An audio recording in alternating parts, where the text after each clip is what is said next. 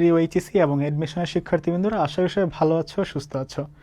আজকের এই ভিডিওতে আমরা বিভীষণের প্রতি মেঘনাদ যে কবিতাটা আছে সেই কবিতাটা ব্যাখ্যা সহ পড়ার চেষ্টা করব একদম সহজ নিয়মে। আমাকে কিছুক্ষণ সময় দাও, তাহলে আমি তোমাদেরকে একদম ব্যাখ্যা সহ সুন্দরভাবে বুঝিয়ে দিব, যেটা তোমার এইচএসসির পাশাপাশি অ্যাডমিশনেও কিন্তু কাজে লাগবে। তাহলে চলো শুরু করা যাক। এই যে বিভীষণের প্রতি মেঘনাদ যে কবিতাটা আছে, সেইখানে তোমরা যদি দেখো এখানে কিন্তু দুইটা পক্ষ আছে, ঠিক আছে? তুমি এগুলো একটু যদি বেসিকটা জানো তাহলে তোমার কিন্তু এটা বুঝতে সুবিধা হবে। যেমন এইখানে দেখো একটা পক্ষ আছে রাম এবং আরেকটা পক্ষ কিন্তু আছে রাবণ, তাই না? তো আমরা জানি রাবণ যে আছে ও কিন্তু মানে হিন্দুদের ধর্মমতে সে কিন্তু খারাপ, ঠিক আছে? সে কিন্তু দৈত্য।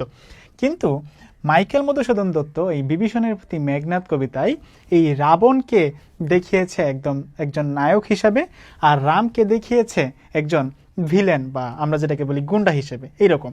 তো উনি হচ্ছে কি করছে, উনি হচ্ছে পুরা কবিতাটাকে উনি হচ্ছে উল্টা করে লিখছে, অর্থাৎ যেটা আসলে সত্য ঘটনা বা যেটা আসলে নায়কের সাইড ওটাকে উনি ভিলেন সাইড হিসেবে দেখিয়েছে, আর ভিলেনের সাইডটাকে উনি নায়কের সাইড হিসেবে দেখিয়েছে। ওকে, তো এই যে রামের কিন্তু ভাই আছে, ঠিক আছে? রামের একটা ভাই আছে, রামের ভাই হচ্ছে লক্ষণ, এবং অপর পাশে রাবণের একজন ভাই আছে, রাবণের ভাই হচ্ছে বিভীষণ, এবং রাবণের একজন ছেলে আছে, রাবণের ছেলের নাম হচ্ছে মেঘনাদ। তো এই হচ্ছে মোটামুটি কবিতার যে সেন্ট্রাল যে ক্যারেক্টার, এই কেন্দ্রীয় চরিত্রগুলাকেই কেন্দ্র করে তোমার যে কবিতাটা, এই কবিতাটা তোমাকে বুঝতে হবে। তো এই যে রামের যে একজন বউ, সেই বউয়ের নাম হচ্ছে সীতা। এই সীতাকে অপহরণ করে নিয়ে এসেছে কে? রাবণ। তো স্বভাবতই রাম বা লক্ষণ তারা হচ্ছে কোথায় যাবে? তাদের ওই পাশে আক্রমণ করবে, তাই না? তো তারই প্রেক্ষাপটে এই লক্ষণ হচ্ছে এই রাবণের বাড়িতে বা বিভীষণ বা মেঘনাদ তুমি যাই বলো, ওদের বাড়িতে হচ্ছে কে যায়? লক্ষণ যায় তার ভাবি সীতাকে আনতে। কিন্তু তারা তো তার ভাবিকে নিতে দিবে না, এটাই তো খুব স্বাভাবিক, তাই না? ওকে, তো এইখানে মেঘনাদ যে সে হচ্ছে রাবণের ছেলে, সে হচ্ছে কি করতেছিল? পূজা করতেছিল, অগ্নি দেবতার পূজা করতেছিল, ঠিক আছে? তারা যেন আরো শক্তিশালী হইতে পারে, তারা যেন রাম এবং লক্ষণকে পরাজিত করতে পারে, এই জন্য সে অগ্নি দেবতার পূজা করতেছিল। তখন সে দেখলো যে এই যে এই লক্ষণ কিন্তু তাদের বাড়িতে প্রবেশ করে ফেলছে। তখন তো তার কিন্তু মেজাজ বা মাথা তার নষ্ট হয়ে গেছে, যে কি ব্যাপার, লক্ষণ আমাদের বাড়িতে কিভাবে আসলো? আমাদের বাড়িতে এতগুলা পাহারাদার আছে, প্রহরী আছে, লক্ষণ কিভাবে আমাদের বাড়িতে আসলো? তার কিন্তু আর মাথা কাজ করতেছে না। তখন কি করলো, যেহেতু শত্রু তার বাড়িতে চলেই আসছে, তখন এই যে মেঘনাদ কি করলো, তাদের যে অস্ত্রাগার, সে অস্ত্রাগারে গেল দৌড় দিয়ে অস্ত্র আনতে, যে এই যে লক্ষণ আসলো, শত্রু আসলো, এই লক্ষণকে একদম মেরে ফেলবে, একদম আজকে জমালয়ে পাঠিয়ে দিবে, ঠিক আছে, জাহান্নামে পাঠিয়ে দিবে। তখন সে যখন অস্ত্রাগারে ঢুকতে যাচ্ছিল, তখন হচ্ছে সে তার চাচা সেই বিভীষণকে দেখলো যে সে হচ্ছে অস্ত্রাগারের দরজার সামনে দাঁড়িয়ে আছে। তখন সে হচ্ছে তার চাচাকে উদ্দেশ্য করে কয়েকটা কথা বলতেছিল, যে চাচা, ঠিক আছে চাচা, তুমি আমাকে যেতে দাও, অস্ত্রাগারে যেতে দাও, আমি অস্ত্র আনবো। এই যে লক্ষণ, এই যে শত্রু আমার বাড়িতে প্রবেশ করছে, এই শত্রুকে আমি জমালয়ে পাঠিয়ে দিব। এই যে তার চাচাকে উদ্দেশ্য করে কয়েকটা কথা বলছে, এই যে কথাগুলাই হচ্ছে আমাদের বিভীষণের প্রতি মেঘনাদ কবিতার মাধ্যমে উল্লেখ করা আছে। পাশাপাশি তার চাচাও মেঘনাদকে উদ্দেশ্য করে কয়েকটা কথা বলছে, সেই কথাগুলো এই বিভীষণের প্রতি মেঘনাদ কবিতার মাধ্যমে আছে। তাহলে আমাদের কবিতাটার মূল কথাই হচ্ছে এই যে বিভীষণের প্রতি মেঘনাদ, অর্থাৎ মেঘনাদ তার চাচাকে উদ্দেশ্য করে কয়েকটা কথা বলেছে, এই কথাগুলাই হচ্ছে বিভীষণের প্রতি মেঘনাদ কবিতায় আছে। খুব ভয় পাওয়ার কিছু নাই, আমি তোমাদেরকে একদম ব্যাখ্যা সহ সুন্দরভাবে বুঝিয়ে দিব। তাহলে চলো আমরা কবিতার মাধ্যমে চলে যাই। দেখো, ফার্স্টে কিন্তু আমি প্রত্যেকটা শব্দের এবং প্রত্যেকটা লাইনের কিন্তু তোমাদের জন্য ব্যাখ্যা করে রেখেছি। দেখো, এখানে ফার্স্টে কবিতাটা বলা হচ্ছে যে এতক্ষণে অরিন্দম কহিলা বিষাদে। অরিন্দম হচ্ছে এখানে মেঘনাদ। এখানে মেঘনাদের অনেকগুলা নাম ইউজ করা হয়েছে, অর্থাৎ সমার্থক শব্দ ইউজ করা হয়েছে। তোমাদেরও আশা করি এক একজনের এক এক নাম আছে, আব্বু এক নামে ডাকে, আম্মু এক নামে ডাকে, দাদা নানি আরেক নামে ডাকে, এরকম আছে না? অনেকের আছে। তাহলে এখানে মেঘনাদের আরেকটা নামই হচ্ছে কি? অরিন্দম। তাহলে এখানে বলতেছে যে এতক্ষণ অরিন্দম মানে মেঘনাদ কহিলা বিষাদে, বিষাদ মানে কি, যে দেখো বিষাদ মানে হচ্ছে দুঃখ কষ্ট, অর্থাৎ মেঘনাদ দুঃখ ভারাক্রান্ত মন নিয়ে বলতেছে জানিনু, জানিনু মানে কি জানি না, কেমনে আসি লক্ষণ পশিল, কিভাবে লক্ষণ এসে পৌঁছালো, ঠিক আছে, পশিল মানে কি প্রবেশ করলো, পৌঁছালো রক্ষপুরে, অর্থাৎ তারা তো রাক্ষস তাই না, তাহলে সে বলতেছে জানি না কিভাবে লক্ষণ এসে রাক্ষসপুরে পৌঁছালো। হাই তাত, তাত মানে কি চাচা, তার চাচা বিভীষণকে বলতেছে, মেঘনাদ তার চাচা বিভীষণকে বলতেছে হাই চাচা উচিত কি তবু এ কাজ, তুমি যে এই কাজটা করেছো এটা কি তোমার উচিত হয়েছে। ওকে, এরপর দেখো আছে যে নিকষা সতী তোমার জননী, অর্থাৎ তার চাচাকে বলতেছে যে নিকষা, আমাদের চাচার মায়ের নাম হচ্ছে কি নিকষা, অর্থাৎ বলতেছে তোমার মা তো নিকষা, অনেক উচ্চ বংশ, ঠিক আছে। এরপর দেখো বলতেছে সহুদর রক্ষ শ্রেষ্ঠ, সহুদর মানে কি তোমার ভাই, তোমার ভাই রক্ষ শ্রেষ্ঠ মানে রাক্ষসদের মধ্যে শ্রেষ্ঠ।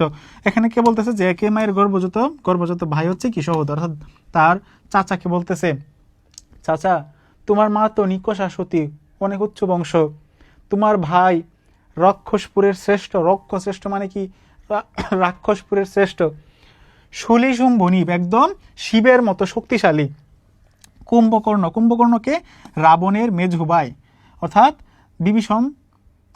বিভীষণকে আরো পাম্পট্টি দিতেছে, ঠিক আছে, পাম্পট্টি দিতেছে তার ভাতিজা যে তোমার ভাই, তোমার মেঝু ভাই কুম্ভকর্ণ বা তোমার ভাতৃপুত্র বাসব বিজয়ী, তোমার যে ভাতৃপুত্র অর্থাৎ মেঘনাদ নিজেকে নিজে বলতেছে যে তোমার যে ভাতিজা, মানে নিজেকে বলতেছে মেঘনাদ নিজেকে উদ্দেশ্য করে বলতেছে তোমার যে ভাতিজা ও তো বাসব বিজয়ী, ঠিক আছে, নিজ গৃহপথ তাত দেখাও তস্করে, তস্করে মানে চোরকে, চোর, ঠিক আছে, অর্থাৎ বলতেছে নিজের গৃহের রাস্তা কি কখনো মানুষ চোরকে দেখায়, অর্থাৎ তুমি কি চোরকে বলবা যে ভাই আসেন আমার বাসায় চুরি করে যান, বলবা না। চন্ডালে বসাওয়ানি রাজার আলয়ে, চন্ডাল মানে হচ্ছে কি নিম্ন শ্রেণীর বা নিচু বংশের লোক, রাজার আলয়, আলয় মানে কি রাজার বাড়ি, অর্থাৎ তার চাচাকে বলতেছে চাচা তুমি একটা নিচু বংশের মানুষ কিভাবে এনে রাজার আলয়ে বা রাজার বাড়িতে এনে জায়গা দিচ্ছ, কিন্তু নাহি গঞ্জি তোমা, গঞ্জি মানে কি তিরস্কার করা, কিন্তু তোমাকে তিরস্কার করতেছি না কেন, তুমি গুরুজন, গুরুজন তুমি পিতৃতুল্য, অর্থাৎ তুমি যাতে পিতার সমান পিতৃতুল্য, তোমাকে তিরস্কার করতেছি না, তোমাকে জাস্ট খালি আমি উপলব্ধি করানোর চেষ্টা করতেছি। ছাড়োদার, দরজা ছাড়ো, যাব অস্ত্রাগারে, অস্ত্র আনতে যাব, দরজা ছাড়ো। পাঠাইব রামানুজে, রামানুজ মানে কি লক্ষণ, মানে রামের অনুজ, রামের ছোট ভাইকে লক্ষণ, তো বলতেছে পাঠাইব রামানুজে সমন ভবনে, রামের অনুজ লক্ষণকে কোথায় পাঠাবো, একদম জমালয়ে পাঠাই দিব, জাহান নামে পাঠাই দিব। লঙ্কার কলঙ্ক আজি ভঞ্জিব আহবে, অর্থাৎ বলতেছে এই যে লঙ্কার যে কলঙ্ক, ঠিক আছে, লঙ্কা মানে কি শ্রীলঙ্কা তৎকালীন, অর্থাৎ বলতেছে আমাদের যে এলাকা, এই এলাকার একটা কলঙ্ক হয়েছে না, তোমার শত্রু যদি তোমার বাড়িতে এসে পড়ে তাহলে তোমাদের জন্য কি একটা কলঙ্কের বিষয় না, এটা কলঙ্কের বিষয়, তাহলে বলতেছে লঙ্কার কলঙ্ক, এই যে শত্রুপক্ষ যে বাড়িতে প্রবেশ করছে এই প্রবেশটা একটা কলঙ্ক হয়েছে, এই কলঙ্কটাকে আমি কি করব, আমি নষ্ট করে দিব, ভঞ্জিব আহবে যুদ্ধের মাধ্যমে আমি নষ্ট করে দিব, অর্থাৎ আমার শত্রুপক্ষ কি করব, আমি মেরে ফেলব। তারপর দেখো বলতেছে উত্তরিলা বিভীষণ, অর্থাৎ এখন দেখো বলতেছে বিভীষণ উত্তর দিতেছে, বিভীষণ তার ভাতিজাকে বলতেছে, মেঘনাদকে বলতেছে বৃথায়ে সাধনা ধীমান, অর্থাৎ ধীমান মানে কি, ধীমান মানে হচ্ছে এখানে মেঘনাদ, অর্থাৎ বলতেছে তুমি যে এই যে চিন্তা ভাবনা করতেছো যে আমি অস্ত্রাগার থেকে চলে যাব, তুমি অস্ত্রাগারে অস্ত্র এনে একদম লক্ষণকে মেরে ফেলবা, এই যে চিন্তা ভাবনা করতেছো এটা কি, এটা তোমার বৃথা। রাঘব দাস আমি, রাঘব দাস মানে হচ্ছে রামের দাস, অর্থাৎ তার চাচা বলতেছে আমি রামের দাস, কি প্রকারে তাহার বিপক্ষে কাজ করিব রক্ষিতে অনুরোধ, অর্থাৎ তোমার অনুরোধ রক্ষার জন্য আমি কিভাবে রামের বিপক্ষে কাজ করব, কারণ আমি তো রামের দাস, আমি তো রামের সাথে গিয়ে হাত মিলিয়েছি। এরপর দেখো বলতেছে উত্তরিলা কাতরে রাবণী, রাবণীকে, রাবণী হচ্ছে মেঘনাদ, মেঘনাদের নাম, এখন আবার মেঘনাদ উত্তর দিতেছে, মেঘনাদ তার চাচাকে বলতেছে হে পৃথিব্য তবু বাক্যে ইচ্ছে মরিবারে, অর্থাৎ তার চাচাকে বলতেছে হে চাচা তোমার এই কথা শুনে আমার তো মরে যেতে ইচ্ছা করতেছে, রাঘবের দাস তুমি, কেমনে ও মুখে আনিলে কথা, তাত কহতা দাসেরে, অর্থাৎ বলতেছে তুমি রামের দাস, তুমি কিভাবে রামের সাথে গিয়ে হাত মিলিয়েছ, আমাকে এই দাসকে তুমি বলো কিভাবে তুমি রামের সাথে গিয়ে হাত মিলিয়েছ। এরপর দেখো বলতেছে এখন তার যে বংশ, মেঘনাদদের যে বংশ, এই রাক্ষস বংশকে বা রাক্ষস নগরীকে সে অনেক বড় করে দেখানোর জন্য তার চাচাকে এখন দেখবা যে কিছু পাম্পট্টি দিবে। কিভাবে দেখো বলতেছে, স্থাপিলা মানে কি স্থাপন করা, স্থাপিলা বিধুরে বিধি স্থানুর ললাটে। অর্থাৎ দেখো বলতেছে যে বিধি মানে কি সৃষ্টিকর্তা, বিধু মানে কি চাঁদ, অর্থাৎ বলতেছে সৃষ্টিকর্তা চাঁদকে স্থাপন করেছে, স্থাপিলা মানে স্থাপন করা, সৃষ্টিকর্তা চাঁদকে স্থাপন করেছে স্থানুর ললাটে, ললাট মানে কি কপাল, আর স্থানু মানে কি আকাশ। অর্থাৎ বলতেছে সৃষ্টিকর্তা চাঁদকে আকাশে স্থাপন করেছে। পরি কি ভূতলে শশী যান গড়াগড়ি ধুলাই, অর্থাৎ বলতেছে সেই শশী মানে কি চাঁদ, সেই চাঁদ কি কখনো ভূতলে বা মাটিতে এসে গড়াগড়ি খায় ধুলার মধ্যে। তার চাচাকে বলতেছে তাদেরকে উচ্চ বংশ বোঝানোর জন্য বলতেছে যে সৃষ্টিকর্তা তো এই চাঁদকে আকাশে স্থাপন করছে, তার জায়গা আকাশে, সে কি কখনো মাটিতে এসে ধুলার মধ্যে গড়াগড়ি খাবে?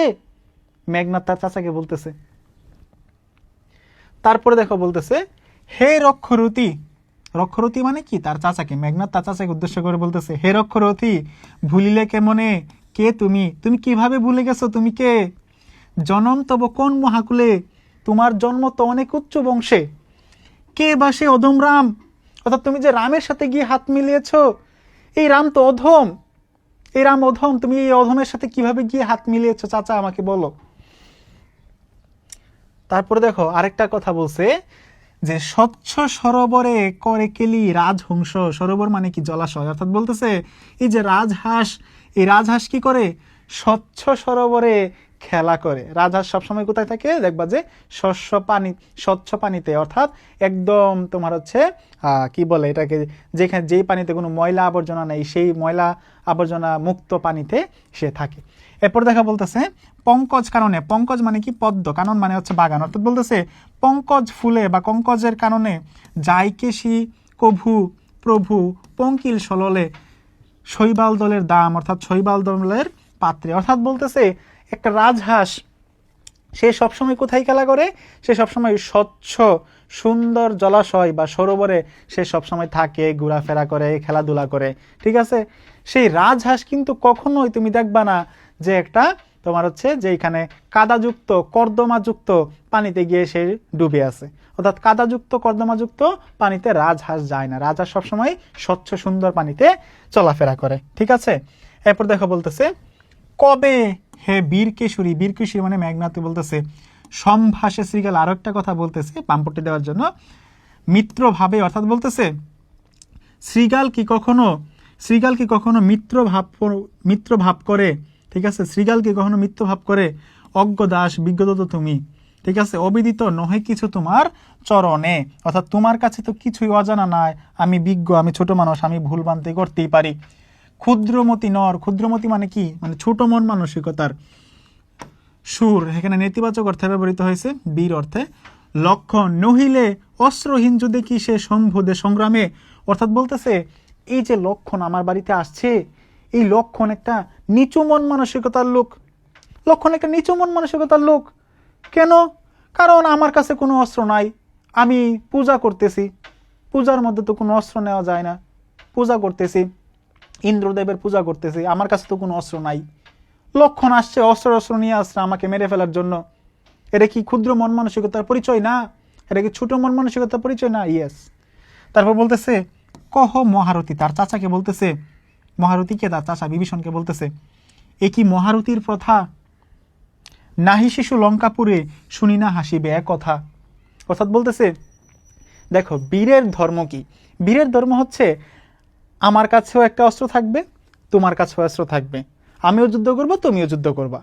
এখন এই যে বিভীষণ, এই যে মেঘনাদ, এই মেঘনাদের কাছে তো অস্ত্র নাই, সে তো পূজা করতেছিল, কিন্তু লক্ষণ তো একেবারে রেডি অস্ত্র নিয়ে।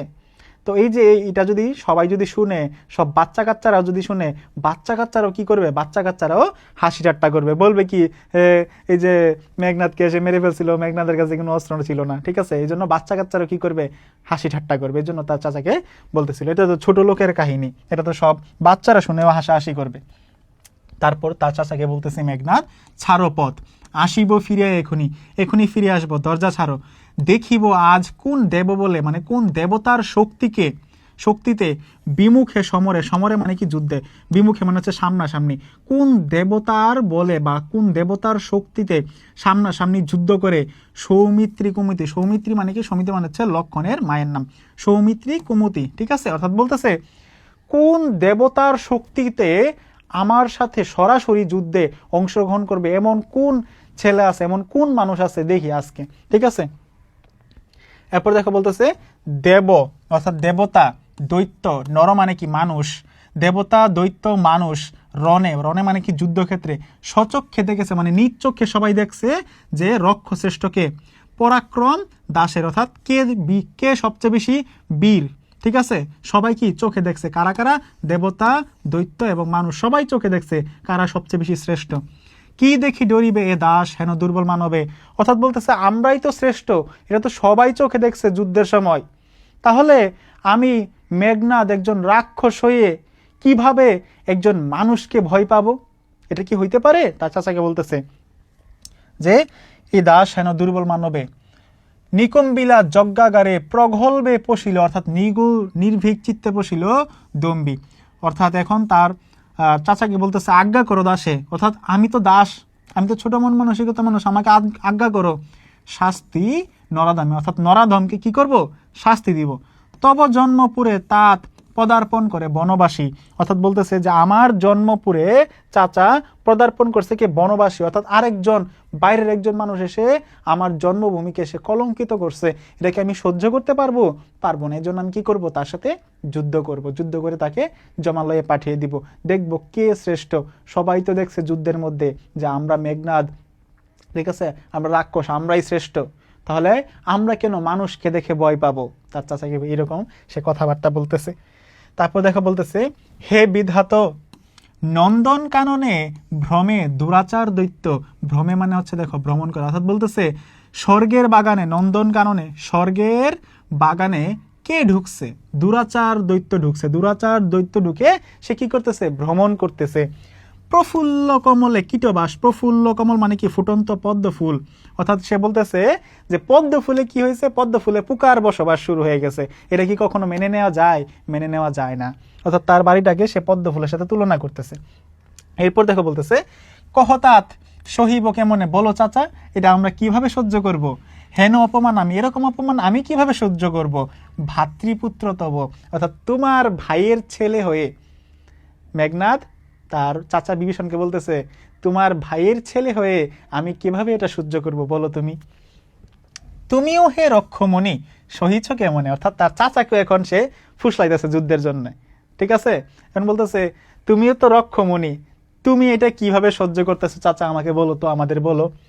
মহামন্ত্র বলে যথা নম্র শিরফুনি, অর্থাৎ মহামন্ত্রের জন্য যেমন কি হয়ে যায়, সাপও ফণি তুলে ফেলে, সাপের যে ফণা সেই ফণাও কি হয়ে যায়, নম্র হয়ে যায়। মলিন বদল লাজে, মলিন বদল লাজে সাপের ফণাও কি হয়ে যায়, নম্র হয়ে যায়। উত্তরিলা রথি রাবণ অনুজ, রাবণের অনুজকে, রাবণের অনুজ হচ্ছে বিভীষণ, অর্থাৎ রাবণের ভাই বিভীষণ। বিভীষণ বলতেছে লক্ষ্মী রাবণাত্ম যে মেঘনাদকে উদ্দেশ্য করে কিছু কথা বলতেছে, দেখো কি কথা বলতেছে, নহি দোষী আমি, অর্থাৎ চাচা তার ভাতিজাকে বলতেছে ভাতিজা আমি তো দোষী না, তুমি শুধু শুধু আমাকে দোষ দিচ্ছ কেন, বৎস আমি তো দোষী না, বৃথা বৎসময়, অর্থাৎ শুধু শুধু আমাকে তিরস্কার করতেছ, আমি তো দোষী না। নিজ কর্ম দোষে হাই মজাইলা এ কনক লঙ্কা রাজা মজিলা আপনি, অর্থাৎ বলতেছে এই যে কর্মদোষ, কর্মদোষটা কি, কর্মদোষটা হচ্ছে ওই যে সীতাকে যে অপহরণ করছিল, সীতাকে যে অপহরণ করে নিয়ে আসছিল রাবণ, এজন্য বলতেছে নিজ কর্মদোষে তোমাদের কাজের জন্যই তো তোমরা এরকম শাস্তি ভোগ করতেছে, এজন্য লক্ষণ তোমাদের বাড়িতে আসছে, তোমাদের কাজের জন্যই তো তোমরা শাস্তি ভোগ করতেছো, এই শাস্তির ভাগীদার এখন তুমিও নিবা, এই জন্য বলতেছে মজিলা আপনি, তোমার বাপ যে মনোপরাধ করছে এখন এই শাস্তি কি করতেছো, তুমি নিজেও ভোগ করতেছো, আমি তো দোষী না, আমি তো কোনো কিছু করি নাই, চাচা বলতেছে তার ভাতিজাকে, বুঝতে পারতেছো। এরপর দেখো বলছে বিরত সতত পাপে দেবকুল, অর্থাৎ এই দেবতাকুল সবসময় পাপে কি হয়েছে, বিরত।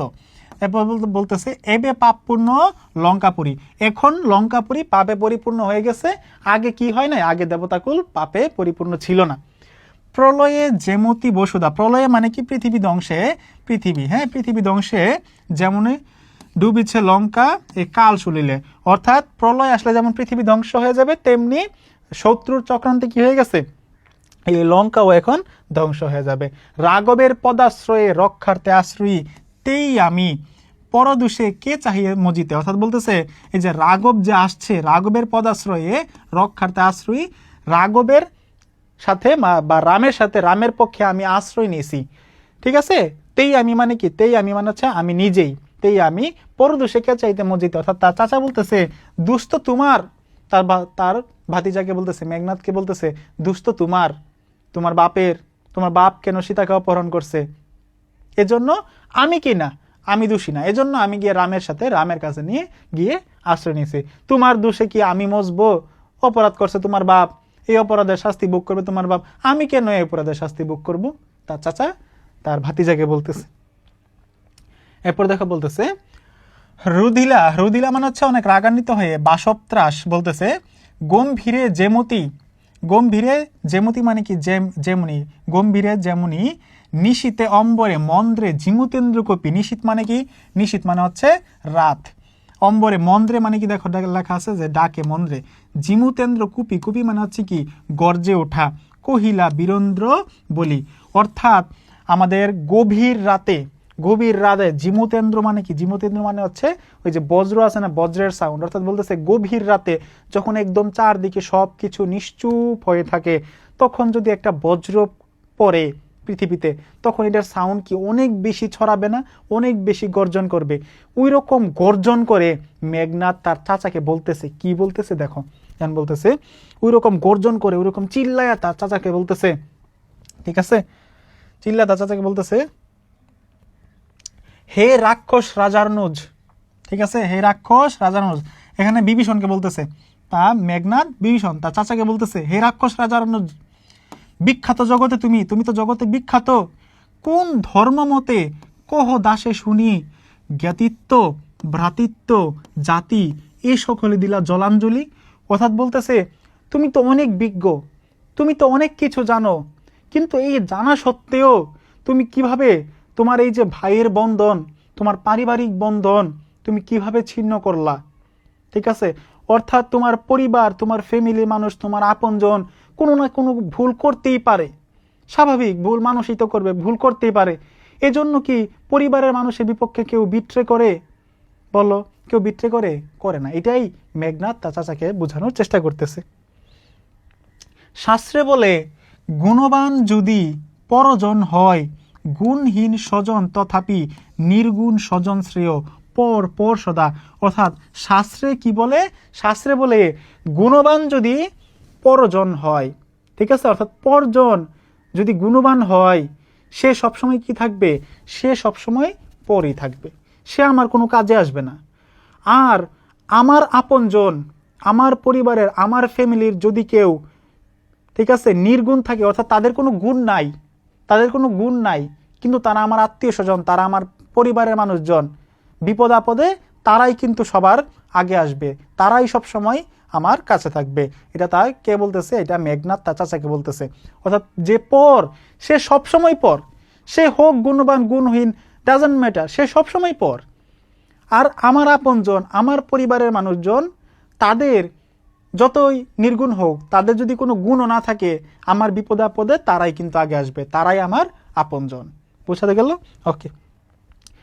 তো এর জন্য এরপরে বলতেছে যে এ শিক্ষা হে খবর কোথায় শিখিলে, কিন্তু বৃথা গঞ্জিত মা, হেন সহবাসে হে পিতৃব্য, বর্বরতা কেননা শিখিবে, গতি যার নিৎসহ নিজ সে দুর্মতি, অর্থাৎ বলতেছে রক্ষবরকে, রক্ষবর বিভীষণ, বিভীষণকে বলতেছে কোথায় শিখিলে, কিন্তু বৃথা গঞ্জি তোমা, গঞ্জি মানে কি তিরস্কার, অর্থাৎ তোমাকে শুধু শুধু তিরস্কার করতেছি।